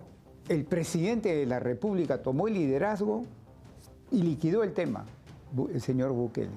Tomemos Ecuador. El presidente de la República, el señor Noboa, tomó el liderazgo y está liquidando el tema. Acá en el Perú, señora presidenta, y con todo respeto, usted no ha tomado el liderazgo. Con un buen liderazgo, según el economista Jorge González Izquierdo, se podría llegar a crecer entre 5 a 6%. El gobierno ha pronosticado crecer entre 2 y 3%, cifras que no revertirían la pobreza. Uno de los factores principales es esta inestabilidad política, social e institucional que nos está golpeando durísimo. Y ahí, por supuesto, el gobierno de la señora Boluarte tiene mucho que decir. Así como estamos, realmente no vamos a ningún lado, vamos a la vida. Un abismo que Dina parece no ver. Es que ella estaría enfocada en arreglar otros problemas.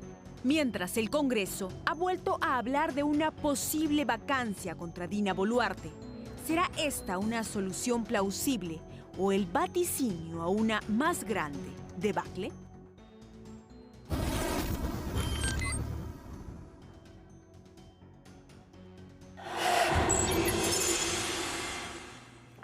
Mismo gobierno, mismas mañas. Nos estamos olvidando que la señora Boluarte llegó al poder de la mano de Pedro Castillo y está repitiendo las mismas mañas. O nos olvidamos que Pedro Castillo instrumentalizó el Ministerio del Interior políticamente para tumbarse a Harvey Colchado, y no se trata aquí de endiosar a un eficiente coronel de la policía, sino en poner los reflectores en las acciones que se están realizando desde el Ejecutivo para blindarse, o sea, acciones desplegadas para, desde el poder político, blindarse políticamente. Eso es lo que hizo Pedro Castillo en su momento sin éxito, porque no logró deshacerse de Harvey Colchado, y eso es lo que está haciendo claramente la presidenta Dina Boluarte, y lo ha conseguido. Y lo ha conseguido porque no solamente ha conseguido que Harvey Colchado sea apartado, sino que además que el equipo que él lideraba sea desactivado. Yo me pregunto, y aplaudo aquí el pronunciamiento del fiscal de la Nación reclamando que este equipo vuelva a reactivarse y dar apoyo a la fiscal Marita Barreto, si Patricia Benavides en el Ministerio Público habría hecho lo mismo. Dudo que Patricia Benavides hubiera hecho eso, porque Patricia Benavides actúa de la misma manera. La fiscal de la Nación suspendida, que amenaza con regresar, porque dice que eso es lo que va a pasar, retiró a Marita Barreto, retiró a la fiscal que investigaba a su hermana. La señora Patricia Benavides, desde el poder, también instrumentaliza las facultades que tiene para blindar a quienes le interesa y blindarse a sí mismo. Y lo estamos viendo y ha sido patente. Entonces, claro, la diferencia entre Pedro Castillo y Dina Boluarte es que Pedro Castillo tenía en contra al Congreso de la República, que además reclamaba que se fueran, no solamente Pedro Castillo, sino Dina Boluarte. Las cosas cambiaron cuando encontraron que de la mano de Dina Boluarte podían llegar tranquilamente al 2026. Y lo que estamos viendo es un ejecutivo y a una presidenta doblegada a un Congreso que hace y deshace sin que nadie les ponga un freno. Un Congreso que no tiene constitucionalmente capacidad de gasto, de ejecución de gasto, pero que sin embargo a través de las leyes está abriendo las arcas del Estado. La liberación de los fondos de pensiones, la liberación de la CTS, que se está tumbando las reformas, que está reformando leyes para poder postularse a la Cámara del Senado con la bicameralidad, para poder postularse a cargos de elección popular en gobiernos regionales y en municipalidades, porque lo que pretenden es de toda manera, de algún modo, ¿no?, atornillarse en el poder y a los beneficios políticos y económicos que le reditúan. Entonces les conviene tener a Dina Boluarte a pesar de todo este ruido y todo este escándalo, que si hubiera sido Pedro Castillo, el del sombrero chotano, hace rato que hubieran dicho que se vaya. Pero no, porque la consigna es como sea, lleguemos al 2026. La pregunta es si frente a todos estos escándalos políticos es posible llegar al 2026. ¿O vamos a permitir los peruanos que nos sigan viendo la cara de estúpidos? Que sigan subestimando nuestra inteligencia, que nos sigan mintiendo en la cara. Vamos a seguir permitiendo que congresistas impresentables, que utilizan la semana de representación, como se ha denunciado esta noche, para hacer proselitismo político y fundar partidos políticos, la congresista Chabelita Cortés, la representante de la mujer trabajadora, digna, muy digna ella, utilizando recursos del Estado para viajar con miembros de su sindicato y haciendo proselitismo político para fundar su partido político. Un Congreso que nadie controla la forma en que se incrementan el presupuesto, los gastos de representación. Un Congreso absolutamente ineficiente que se mira el ombligo y mira la forma de medrar del Estado. Una izquierda que dice vacancia, vacancia, así bajito, ¿no? Vacancia, vacancia. Nada. Es una pantomima, porque nadie quiere irse, porque muchos de estos congresistas jamás en su vida volverán a ganar, porque nunca lo ganaron y no lo ganarán después, los que reciben ahora. Es una vergüenza. Y luego, la gente reacciona, como vamos a ver qué está pasando con Martín Vizcarra. Pero hoy y la pobreza y la preocupación y la inseguridad ciudadana quizás nos tiene demasiado adormecidos. ¿Cuánto tiempo más vamos a soportar que una presidenta, si podemos decir, de estas cualidades? ¿Hay cualidades? ¿Hay calidad en este Ejecutivo? ¿Hay intención de enmendar? Ninguna. ¿Cuánto tiempo más vamos a aguantar mientras el país es arrinconado hacia el abismo por esta clase política impresentable? ¿Cuánto más? Vamos a volver con lo que ha pasado con Martín Vizcarra, abucheado, y la reacción de su hija, que los pinta de cuerpo entero. ¿Quieres saber de qué se trata? Con eso regresamos aquí en Día de. Pero antes, desde sinvergüenza hasta corrupto, le gritaron hoy a la salida de un restaurante en San Isidro al expresidente Martín Vizcarra. ¿Cuál fue la reacción de su hija? Alegremente ella sacó por la ventana la mano y levantó el dedo medio. Lindos, lindos. Vamos a ver.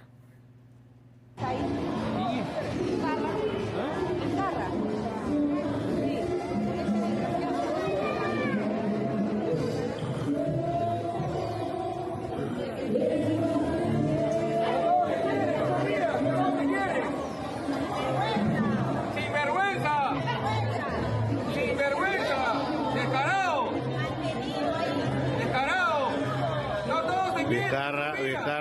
Vizcarra, por Día de la Madre. El peor presidente de todos.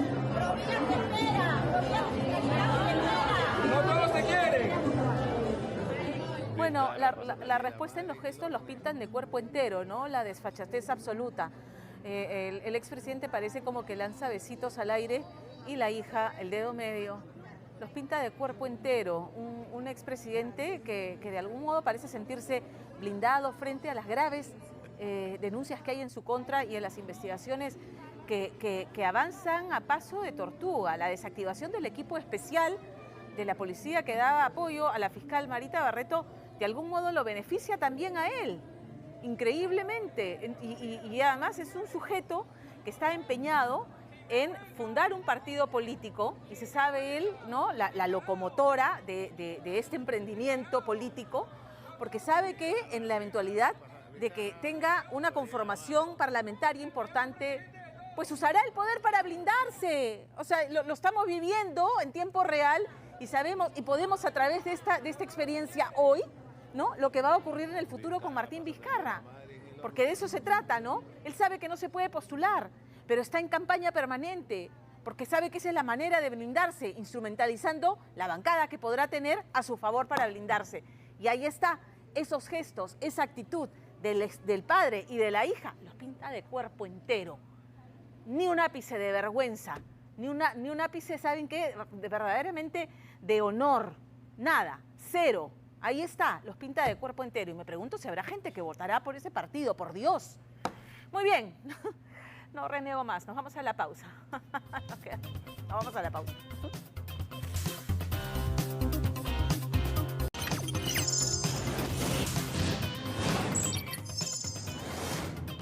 Gracias por sintonizarnos esta noche. Hasta el próximo domingo, 9:55.